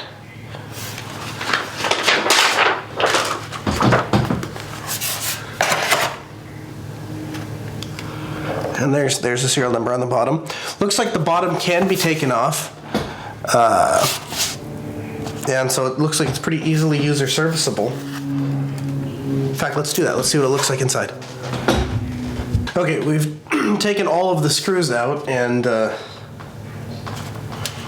just lifts right off. That's pretty neat. Okay, so inside we have an 850 EVO 250 gig. We've got crucial RAM. Looks like there is 16 gigs in a 13-inch laptop. That's pretty good. This whole thing is the battery, so I expect the battery life is going to be pretty decent. And we have a Theros model QCFA222 for a wireless card. So yeah, let's be using this throughout the week, and we'll see, put it through its paces and see what it can do. But first impressions are, I'm pretty impressed. The 13-inch form factor is my wheelhouse. So it's going to be pretty easy for me to compare this to what I'm used to. So looking at that thing, Noah, it looks like it's a lot of battery, and that you actually recorded a few weeks ago. So this is not just 1 week later; it's a few weeks later with your impressions of the unit. I gotta say, first impressions look solid. I love the fact that it has an Ethernet. The color looks legit. It looks like a really nice black metal, and the insides look pretty promising. A decent wireless, decent battery, decent drive. So, what have your sort of 3 weekend or whatever it's been impressions since then? How's it been? Powering it, build quality, top notch, absolutely outstanding. Everything is put together super well. Feels like a really solid laptop. Build, I have no gripes about the build, actual physical build quality. Yeah, really great, well put together. Now, I booted it with, their operating system, and that's not my thing. The trackpad, everything works physically inside of their operating system, which is great, which is what you would expect. And so if you can live in a perfectly Libra world, or you know how to modify their OS to make it work for you, then I think that's going to be great. So you have to use sort of like with the 15, you have to use the Libram or Purism OS or whatever it is to get full trackpad support. Right. So, and I can't do that. And so I had to, I shouldn't say I can't do that. Maybe with enough I think it's honest. I think as a business, no, you can't do that. It is not reasonable to expect you to run a one-off Linux distribution that maybe a few hundred people are using. That's not reasonable. Yeah. So for me, that wasn't real practical. So what I did was I actually ended up, I didn't want to, I imaged, the first thing I did was I imaged the drive. And then I pulled it out and put my own drive in there. That way I would feel a little bit more comfortable putting my own data on it and storing everything. If I knew that it was only going to be on my drive and it was going to come back out afterwards, then it changes the perspective of it feeling like a review unit to feeling like my computer, right? And so I upgraded from they gave me an 850 Evo. I upgraded that to an 850 Pro, and then I installed Ubuntu 16.04 on it. And right out of the box, the screen is beautiful. 1080p, 13-inch, absolutely outstanding. The trackpad, though, without the kernel drivers, and it's not. I understand that there's a problem with it getting pushed them upstream because they're using a different trackpad manufacturer, whatever. But it is horrendous. It is horrible. It's terrible. How so? In their operating system, it works great because it's a large trackpad. But outside of that, if you use any other Linux distribution, tap to click is on by default, which means I'm constantly inadvertently clicking, and you can't turn off tap to click. No, and there's no two or finger scroll. I'm dragging at the edge of the screen to scroll. Say again. How do you scroll with the trackpad? I don't. I go over to the edge of Firefox and drag the bar down or drag the bar up. So is it like showing up as like a PS2 mouse to the operating system? Yep. And supposedly they have fixed it and they have submitted a patch. And I was given a new kernel that I had to manually install to try to. But even that, it just didn't work. And it would, if it was my own money, that right there would have been a deal killer. If I purchased a laptop in a store and brought it home and couldn't use two finger scroll and couldn't turn off tap to click, the laptop would be going back. Yeah, I mean, that makes it feel like it's a perfect laptop for Purism OS or Pure OS. It's not a perfect laptop for Linux. Right. And like I said, I understand that the changes have already been pushed and they just haven't been rolled out into a bunch of stuff. Maybe if you're using Arch or something, you had something really new with the latest kernel, that problem might already be solved. It will, I understand, be solved in the near future. But that right there would have been a deal breaker. If it was my own money and if I was evaluating it, if I was spending $1,500, that would have been a deal breaker. The closest large name manufacturer that I could compare to, because I was walking around Best Buy a couple days ago and I was saying, what could I compare this to? So somebody that doesn't have it in their hands could say, oh, that's about what I should expect. I would compare it most closely to an Asus ZenBook. If you put an Asus tag on the back of the computer and you put a slightly different keyboard in it, Asus has a really snappy, responsive keyboard. This one is a little bit more on the spongy side, which that is personal preference. That's not necessarily a good or a bad thing. If you like, snappy keyboards, then this probably is not going to be as desirable to you. But if you like that spongy, dig your fingers in, solid key presses, my dad really likes that. Then this would be more up your alley. Okay. But aside from that, I would compare it very, very strongly to an Asus ZenBook. I think a lot of the design and stuff, and it also, I believe it's the same ODM as your Apollo. So it is very similar in build construction and and feel and stuff like that. Although the Apollo does have a different trackpad that does allow it to work in already with existing Linux kernels. So have you had a chance at all to look at so I know a couple of things that a lot of people talk about when it comes to the Libram is it does have the privacy kill switches, so you can hardware toggle off camera and microphone right there. Yep. That's kind of nice. So the one little blip I found with those is because the operating system, they are doing what they tell you they're doing. They are physically disconnecting the device from the computer, and that's both good and bad. It's good because it means it is a true privacy kill switch. It's bad because the operating system does not expect you to open your computer up and rip a webcam out and then shove a webcam back in there. So you can't use the kill switches when you're booted into the operating. Like if you kill the webcam and you turn it back on, you're going to have to restart, which is fair because again, that's not really. I didn't expect that. I would have thought with a USB device it would have just been redetected. Not in my experience. And again, maybe it could be a Quark 1604. Who knows? There are many. But my understanding, after talking with a couple of people and researching a little bit, it would appear that the operating system Ubuntu just doesn't expect. Yeah. Okay. Yeah. So that's not necessarily hit on Libram. It's a function of if you want that true disconnect. I don't really care because I never really turned it. I don't really care if my webcam is disconnected or not. So that's not really something that appeals to me. I'm not really into that privacy aspect of it. And I always want my Wi-Fi on or I wouldn't be using my laptop. So personally, I haven't used either of them other than to test them, and they do work. A couple of things that jump out at me about their marketing. They talk about the large multi-touch trackpad, which of course rings MacBook notes. They say scroll, click, zoom, scale, all with the easy-to-use multi-touch trackpad. First, if you're using the OS, that is true. First there was a mouse, then came joysticks, eraser heads, trackballs. Now welcome the ultimate interface, the multi-touch trackpad. Wow. So that's pretty nice. They talk also a little bit about the network jack, which I think is definitely worth mentioning. And then they talk about the Purism key, a powerful key to search your computer and applications. And they show it with a square on there. Now, does yours have that Square? Maybe. I'm not understanding where this Purism key is. It's next to the Alt key. It's where the super key should be. There. Oh no, yeah, it's just blank. Can you hold it up to the screen there? Do you have it with you? Sure. Yeah. So it's blank. See, but here in their product marketing, it shows a square. Now, why am I mentioning this? Same shit was happening with the Libram 15. There's just small little things on their website that don't actually match up with the shipping unit. Like, that's not what you get in production, but that's what they show on their website. It doesn't matter. I don't give a shit if there's a box or just a black key. That's not what matters. That's pointless. What matters is what they advertise doesn't match up with what they ship. And it's small little things like that make me go, well, it's a multi-touch trackpad that's the next evolution of input as long as I'm running Pure OS. And it's a super search key that does a lot of stuff as long as I don't expect it to look like that.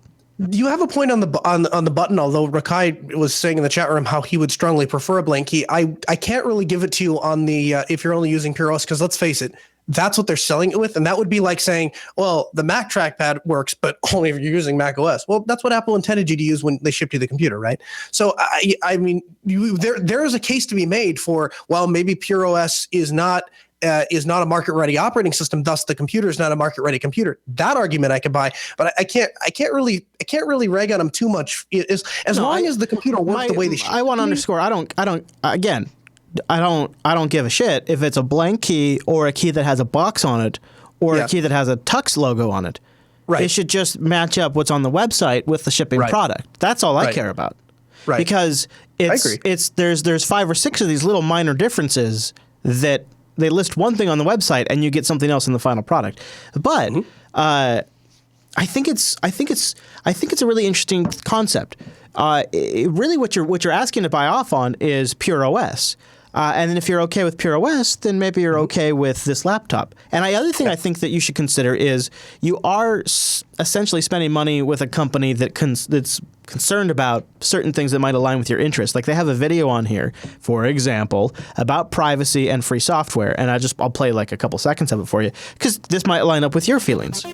We have lost our digital freedom and privacy. You may not even realize how many services invade your private life. Over 90% of internet users lose private details daily. How is this happening? Simple. Over time, we've allowed bad corporations, websites, and governments to nibble away at our rights, one private detail at a time.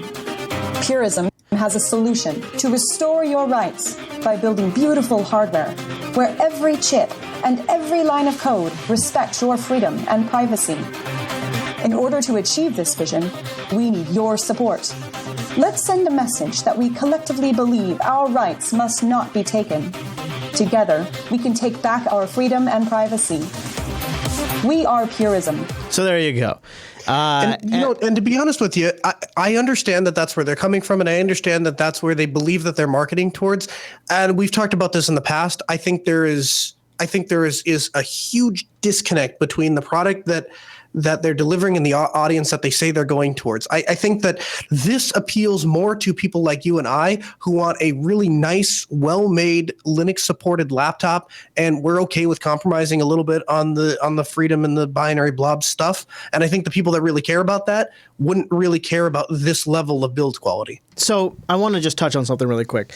This thing pitches itself here as a laptop. This is a movement to stop bad companies from stealing our data. Literally word for word, get involved in our movement, stop bad companies. For time, we've allowed bad corporations, bad corporations, websites, and governments to nibble away at our rights. So bad corporations, governments, and websites have nibbled away at our rights, and the way we can fight that, the way we can stop that, one private detail at a time. Purism has a solution to restore your rights by building beautiful hardware, where every chip and every line of code respects your freedom. Except for, of course, where the binary blobs are involved. If this is true, if they have a mission to take back what bad corporations and governments have taken from our privacy, if they truly want to give the people a beautiful hardware to fight back, wouldn't it make sense to take advantage of the most popular, widely used Linux distribution out there and use that as your platform? If you are trying to do all of this and convince people to use your one-off esoteric hole-in-the-wall Linux distro that you created out of nowhere to support your hardware that isn't truly Linux compatible? That's not going to work. That's not. You don't start a movement like that. Playing devil's advocate for a minute. If you didn't believe that any of the existing Linux distributions were free enough, and I can make that case pretty well in Ubuntu, right? I can't make that. I can't make that argument quite as well as with. And it's not doable. Yeah, so that's kind of my thought is that the cost that you would the cost and the compromises you'd have to make start to outweigh the ability to build a really nice, well-made computer, because the companies and components that are required to build a really nice Linux functioning, high-performing computer just simply don't. That technology just doesn't exist in the Libra world. And I'm wrong. Maybe I'm wrong. Maybe somebody knows something I don't. But all that aside, when it comes down to it, 8-hour battery life. I had to actually set aside time on Friday to measure when you asked me to measure the battery life, because I would plug it in at night and wake up in the morning and I would get through my entire day and the battery still wasn't dead. And so I had to actually sit up and measure, if I turn the computer on, how long will it stay? It was about 7 hours. 2 USB ports. I eat one of those for my YubiKey Nano, so I'm left with one usable USB port, and then obviously an SD card reader. I guess the ending question, or the big question: would I spend $1,500 on it if it was my own money? No, probably not. For 3 reasons. One is, as of right now, the trackpad doesn't work. I understand, and I guess every time I bring this up, somebody tells me, well, it's in the process of getting fixed. They're going to fix it. As of right now, it's not being fixed. That's problem number 1, is that the trackpad is a no-go. Problem number 2 is it is still made by a company that that is getting started, and if it was a $500 or $600, basically anything under $1,000, I think I'd be willing to take that chance. Once we exceed that $1,000 threshold, I want to have confidence that that company is going to be around to support me if I need a new battery, or if I need if I need a replacement, or I need some support or something like that. And I don't know that I'm 100% sold on that. And then the third problem is, if I compare this $1,500 laptop to other $1,500 laptops like the ZenBook, like a ThinkPad, like some of the new HP Envies that are out, like some of the new Dells that are out, if I compare them side by side, I can get a laptop that works easier for mainstream distributions like Fedora and Ubuntu and Arch, with slightly higher quality components, because I'm either getting dedicated graphics, or I have a slightly more a keyboard more tailored towards my tastes, or a trackpad that works, for less money. And so, again, if I was a super diehard Freedom Libra loving guy, then it might be worth the money to invest in that company and to support what they're doing. If the price point was a little bit lower, I might be willing to still make that jump. But I don't think right now, I don't think I would spend my money on this computer if it was up to me, as it sits right now, as the one that they sent to me. But that's, I will say this: it is night and day compared to the 15. The 15 you could not pay me to use. If you said I'd give you $200 if you live on that for 2 weeks, I tell you to go screw yourself, and I go back to my phone before I use the 15. This, I would spend $600, $700, $800, maybe even $1,000 on it as a computer. I would use it for sure. Performance was good. How was performance? Performance was incredible. Well, performance, I never hit something I couldn't do. I edited video on it. I listened to music. I did all my work on it. Performance was great, bar the trackpad thing, because I'm carrying a mouse around with me, because I can't use the trackpad because I inadvertently click on things and I can't right click. So assuming you're good with Pure OS. If you're good with Pure OS, or if that patch comes through. And the price point. And the price point was a little lower, I'd be sold on it, yeah. The differences between this and the 15, if they were to contact you and say, Mr. Chelaya, we'd be willing to work with you on a contract basis to consult with our company, and we would like you to advise us on things we could do to make a product that is more approachable to Linux users in the business place, you would tell them? I would tell them dump Pure OS and go with stock Ubuntu, because that is the first step into getting mainstream, adoption. Second of all, I just do away with the hardware switches. They're great, but they are, like, as you pointed out, a tech support nightmare too. And cutting a hole in the computer and putting a physical switch that comes out, that appeals to such a small subset of the audience. 90% of people, myself included, perfectly fine with airplane mode. I can't say that I'm 100% convinced that everything is perfectly safe, but I'd say I rest pretty safe and easy that if I want to be offline and I click on Ubuntu and enable networking, fairly confident that my computer's now disconnected from the outside world. So get rid of those.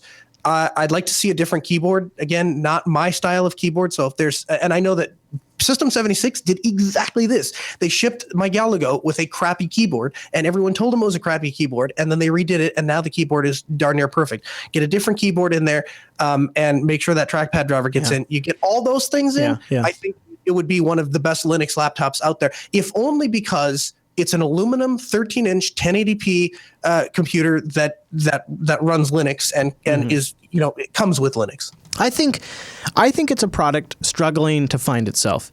It advertises itself as the fuel for a movement to take back our privacy and our freedoms from these bad corporations, and yet it ships with something that requires proprietary blobs and their own operating system.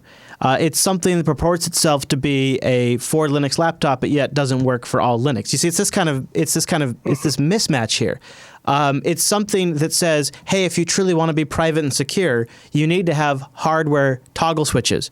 But yet that would seem to, at the same time, fundamentally suggest that you can't trust the underlying operating system, which is part of your pitch for switching, is that you can trust the underlying operating system. That's a good point. That's a really good point. Yeah. You see, there's just several points where their message doesn't actually match with what we're delivering, and I think it's still something that needs a lot of thought and reconsideration. Now, that said, they are launching the Libram 11 on Indiegogo, and I see it's rocking with 13 backers.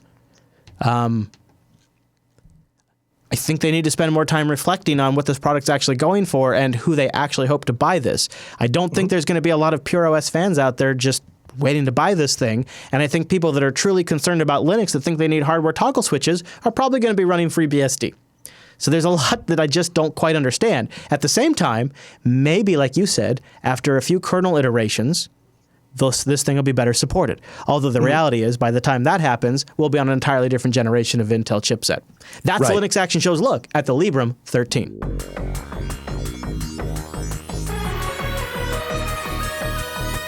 And that brings us to the end of this week's broadcast. But before we get out of here, we got some feedbacks to get to and some real-time follow-up to our review, just some additional perspective as we were chatting in between shows. But first, I got to thank System 76, longtime sponsors of the Linux Action Show, and they made this here feedback segment, the one we're doing right now, possible by creating incredible systems designed to run Linux that don't fight you, and, by the way, let you install just about any damn OS you want, although they are born to run Ubuntu. They got desktops, laptops, servers, some great laptops.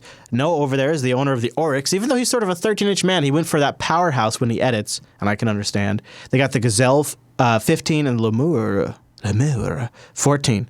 Oh, $50 off right now, too. And the Bonobes workstation coming in at 17 inches. Look at that thing. Oh, my God.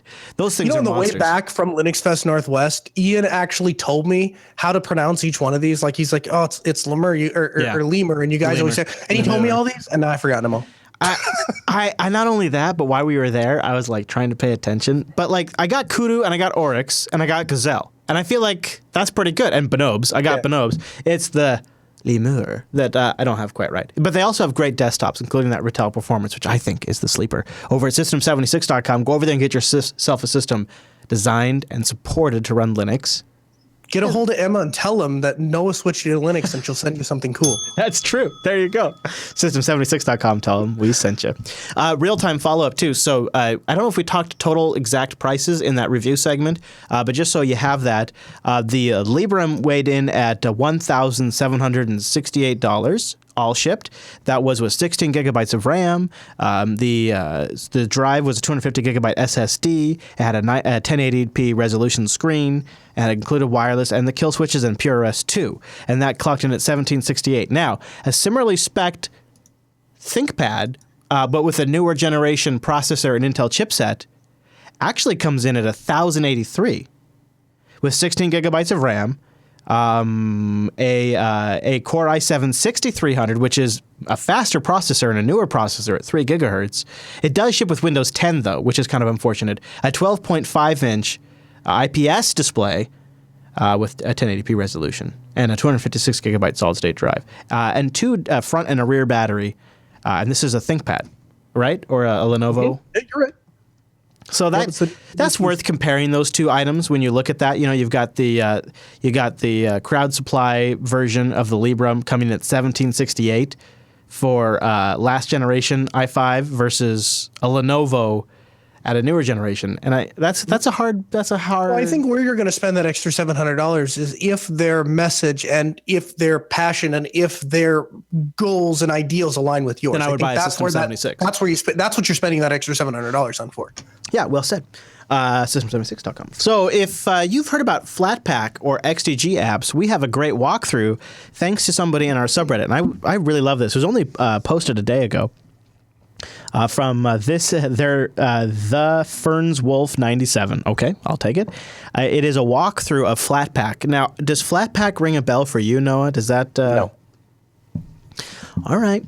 You're not listening to Linux Unplugged, apparently. You got to be listening to Linux Unplugged. We've been covering this stuff. So XDG app is sort of the GNOME camp's final solution for universal applications across distributions based on GTK runtimes and whatnot. Yep. It was renamed to Flatpak. Flatpak is based on the IKEA easy to pack crap. And we haven't really had a lot of hands-on. Today I had hands-on with AppImage during the show, and that was fun. But Flatpak is another alternative to get one universal installer for a sandbox application across all the distros. And Mr. Wolf here, Mr. Wolf 97, had a chance to go through this and give us his complete take on installing the GNOME desktop and the GNOME platform based on GNOME 320 and installing GNOME Calendar. And he talks about the Flatpak runtime, how much it took, the GNOME runtime, the GNOME Calendar, how much total packages were installed. And then there's some really great comments, including from Pasolo or Pasolo or Pal Soso or Soso Pal Pal, who always has great commentary in our subreddit, has for a long time now. He jumps in there as well as others. So if you've heard of Flatpak or you're curious about universal application installations on Linux, this thread is a really good one to read from our community. So I wanted to link you. And we've been talking about this a lot in Linux Unplugged. And if I'm losing you on some of this stuff, go back and listen to a few weeks of Linux Unplugged and catch up. Big stuff. A bunch of different camps are working on universal applications. Say goodbye to RPMs and devs. It's happening. I think by the end of 2016, one of these should win out. I don't know if it's going to be Flatpak, but one of them will. So Scott writes in, and he has a couple questions. Apparently, you had mentioned something about wanting questions to come in. So he wrote in with some questions, and he says, Chris has struggled with thinking or feeling about LastPass. Has he begun using LastPass again? Is that not something you're prepared to answer? No. It's just I really liked my custom brewed password management solution until mobile. And I didn't think about mobile enough because so much of it was based around SSHing into my droplet, running pass on the command line, getting information. And when I switched back to the Nexus 5X, I installed LastPass for Android, which you probably... So LastPass for Android actually supports autofilling the passwords in the apps. Not a thing on iOS. Not something. It also supports the YubiKey. Yeah, not something you can do on iOS. There's no support for that. The support is super clunky for filling. So when I switched back to Android and I started using LastPass on Android and I was able to integrate the thumbprint or the fingerprint sensor for the Nexus in there and stuff, I slipped back into LastPass, and I've been going LastPass hard since then. And I feel disappointed in myself for going back to proprietary solution. I feel bad for abandoning my custom rolled deal that I liked a lot. But at the same time, every time I need to set up a phone or something like that, mobile is just it's a serious component of my workflow now. And honestly, I have to include that now going forward. And I plan to go back to the drawing board because it really bothers me that I'm back on LastPass. Just because I'm not really afraid of LogMe screwing them up so much as I've learned this lesson so many times. I know I need to self-host this, So yeah. I feel like a ticking time is like a time bomb is ticking, and I want to move to something else. But I'm back on LastPass. What about you? No, I'm sticking with the Mozilla Firefox Manager. Here's the thing. Back when I switched to LastPass, Firefox Sync wasn't a thing, and with Firefox Sync, I mean, honestly, I'm not, other than the two-factor authentication that I get with LastPass, I'm not sure what I would be gaining. I mean, okay, all right. So what about? I'll just look at it. I just rebooted my phone, so let me log in here. So let me look at just a couple of things here. So, what about when you want to log into some of the apps on your phone, like any of these that have a login? I'm looking at my Reddit app. I'm looking at Slack. I'm looking at Pocket Cast. I'm looking at Talon. I'm looking at Audible. So that comes down to the fundamental differences, the way that you and I both use password managers. I don't use the things that I access on a daily basis, my Reddit, my Slack, stuff like that. If I have to do it, if it's a necessity, this is the password manager. And then for those one-off things, that site that forced me to register so I could submit a bug request or whatever like that, those kind of things, that's where I randomly generate a password and save it in a password manager. So you're saying the most popular services that are most likely to be attacked and have your password hacked are the ones you use the most easy to use guess password? That's what I'm telling you. Okay. Well, actually, I would argue that it's not, my passwords are not easy to guess. But they are shared, so if you get one, you'd get them all. But yes, that's what I'm telling you. So he also asked about reviewing Gentoo Linux. He asked if it's still difficult to use. Do you have any interest in I would totally review Gentoo Linux. Really? Yes, in a heartbeat. What are we gonna review? Gentoo Linux. What about it? It's the upstream. The process of getting it. Okay, yes. You could review the process of Gentoo. No, it's not just the. Okay, all right, fine. You want to have the. Okay. If you want Gentoo Linux, if you ever asked yourself, thought to yourself, I want to learn about Linux. I wish I knew more about Linux. I want to learn about Linux. Yeah. Install and live on Gentoo Linux for 1 week. Yeah. And those questions will be answered. You will understand Linux. I did that like 8 years ago, and I'm good, dude. I'm good. I did that like 8-9 years ago. I'm good. Really 10 years ago, actually, maybe more. So here's what you would review. I mean, this is just my personal opinion. You'd review the file system, I guess. Or what do you review? Everything's upstream. It's all upstream packages that you build and install. I could review the use flags. I could review the process of the documentation. But it seems like you could just go read the documentation and review it yourself. Okay, sir. All right, boss. What? We should have a future discussion. But if I will go here on the record and say that I could make a very interesting and compelling Gentoo review segment. That's my challenge to you. I feel like in order to do a proper Gentoo review, you'd have to live through an upgrade cycle of something major. Maybe in order to get the feel of the longevity of Gentoo. But let's face it, is there anyone out there that doesn't think that? By the way, maybe. I'm just saying. I think that we could do a segment on Gentoo, and I think it would be good. Hold on, full stop. By the way, I believe my 4-year anniversary of switching to Arch just passed. 4 years. Wow. 4 freaking years. I've never stayed on any distro that long. Yeah, and for anyone that questions his allegiance to Arch, I can tell you it is solid. Hold on. Actually, that's BS. You should admit out of anybody. It's not BS. It's not Arch. I don't care if it's Anacross. I don't care what you're using. It's not Arch. Yeah, right. Sorry. Yeah, right. Whatever. The Arch derivatives then. Whatever. No, it's not even that. It's not even that. It is fundamentally the flexibility and the concept and the availability of software and nothing more. I know 3 names of Arch developers off the top of my head total. I don't know.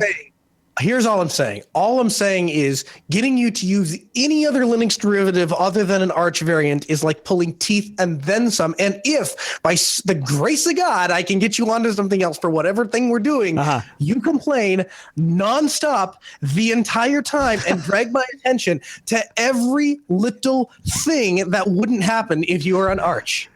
But again, if Arch was named Grandpa's Penis, I would still think is the best distribution. It's not about who's contributing software to Grandpa's Penis. It is literally about the flexibility and the documentation and the software availability for Grandpa's Penis that I find to be exciting and exhilarating and useful. And I do not find it's not a distro. In fact, my preference for Arch is the antithesis of a distro allegiance. I know that doesn't make sense, but it really is. It makes perfect sense. Arch is not really a distro. It's just vanilla Linux almost. That makes perfect sense. Exactly. So there you go, Scott. I mean, okay, so let us know in the feedback. Well, no, he's got one other question. No, I know. I'm just saying, let us know in the feedback thread if you guys want us to review Gen 2 and what it's like to live on Gen 2 for like a week or two. Let us know, I guess. I mean, if that's something you guys want, I'll do it. I've done it before. I would be curious to go back. Okay.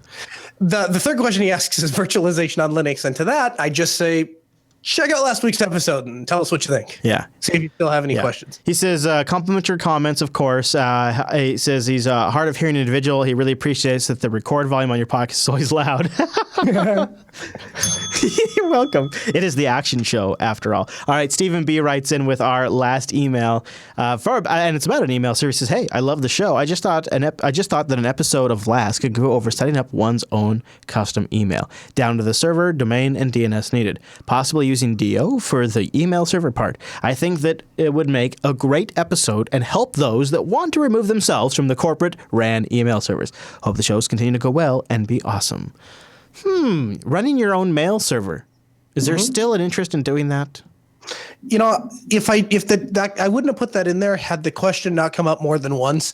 Let me tell you this, and I think Chris will back me up on this. If you've ever run your own email server, that is enough experience for you to know that you'll never want to run your own email server. And if you think you want to run your own email server, it's because you never run your own email server. All that said, if you guys want a how-to on how to set up an email server, I'll do it. Yeah, I guess if you're going to go into running your own email server and you're going to put your family members on it, just remember you are now responsible for their communications and their data. And when your mail server doesn't work, their data is missing and their communications. And when it gets blacklisted from other sites, you have to go through that. When they start getting spam, you're going to have to go register. And when you realize the thing you built isn't quite good enough and you need to build a new thing, you are responsible for migrating their data flawlessly from one thing to the other thing, or else they lose faith in your ability to manage said thing. And it is a lot of responsibility, and it creates interesting family dynamics. And I would definitely say give it a hard consideration before you just jump into it. You saw the feedback. They want us to do the Windows virtualized versus Windows native performance too. So we got to eventually start working on that too. I don't know when the hell we're going to work on that. Because we should do it when you're out here in person, but so that way we can really benchmark it. But that is something that came through as well. We got a rig. We got to rebuild that.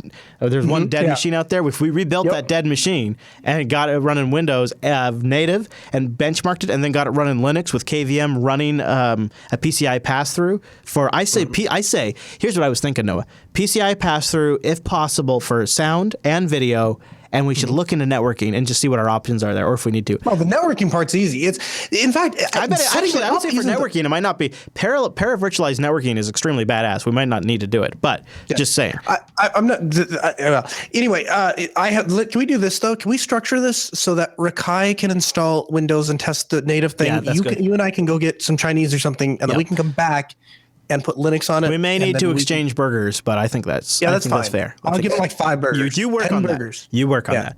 And if the Windows is already blown away, like 15 burgers when I get back. So we'll eventually get to that. And then if you guys would also like a how-to on an email server, legitimately though, if you really want it. Otherwise, don't ask us to do it because I'm not necessarily sure it's a great idea. Although I do consider doing it all the time myself. It's not a great idea.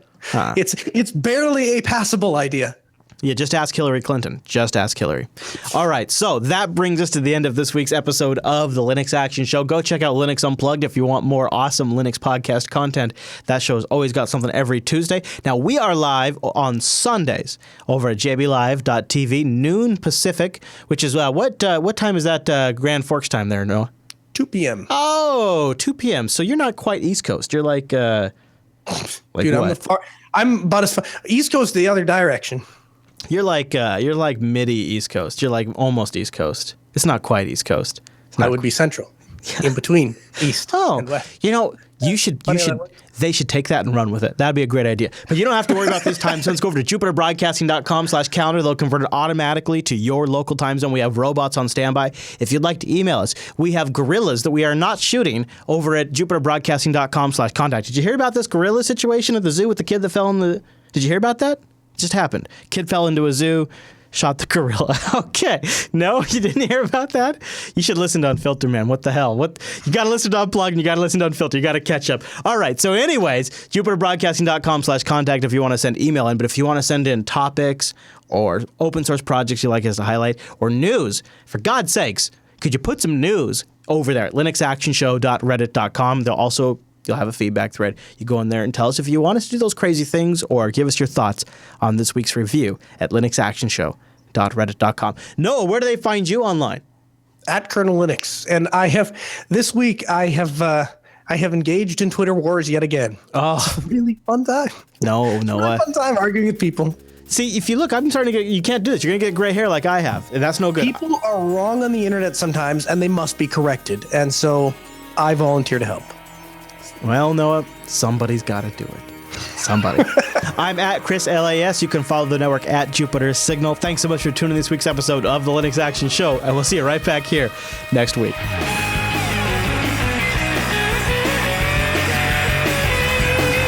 It's hey chat room. Hey, let's do this. Hey chat room, really quick. Everybody say happy birthday weekend to Rikai. Today is not technically his birthday, but still, everybody in the chat room say happy birthday weekend, Rikai.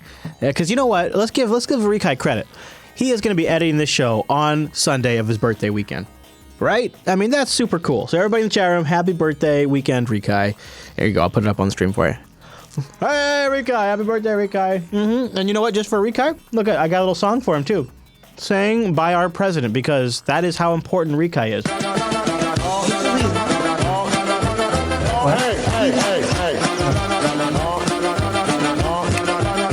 Thanks, sweetie. None of that.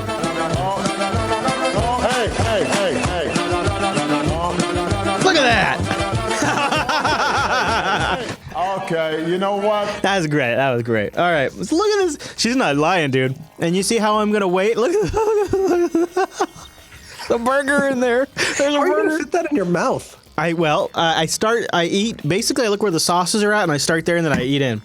So Ooh, that's smart. So I'm gonna do. Smart, yeah. I'm putting that So you don't aside, flop and I'm all not over even yourself. gonna eat that during the picks. I'm not gonna eat that. We're gonna. What would you do if you dribbled on your red shirt? I'd have to go. What would you wear? You'd have to go naked. I'd have to go get one of my other red shirts. Oh, you have more than one. Oh, okay. Well, that's good. Yeah. And then you're like you have to know about this. I have to tell you. Yeah, and I also get mad that I haven't found the way to communicate it to you in a way that what it feels like if I just properly communicated it to you, you would then understand. And if you think about it, that's me respecting your intelligence, and it's me saying it's not your fault that you don't understand, it's my fault you don't understand. And then I get frustrated that I can't connect to you to make you understand. And that if you would just listen, you dumbass, you would understand. See, he did it again. That's the thing he does. He does that thing. That's all. But I don't consider that a soapbox. What I consider that is here's a point of view that all y'all aren't considering, and I'm getting real upset. That's not a. I think if you said it one time, I think that would be it. I think it's when you rehash the same ideas in different phraseology with different analogies in different ways from different perspectives, but always saying the same thing. I think that's where you get but you didn't do that with Libram. You just did it with Google's. I don't know why. Yeah, I'm on a soapbox, dude. I'm on a soapbox. Yeah, apparently. You know what? About it. Now we're on a soapbox about being on a soapbox. I love it, dude. Hey, Chris, if you have 4 pencils and I have 7 apples, don't do this. How many pancakes will fit on your roof? Purple, because aliens don't wear hats.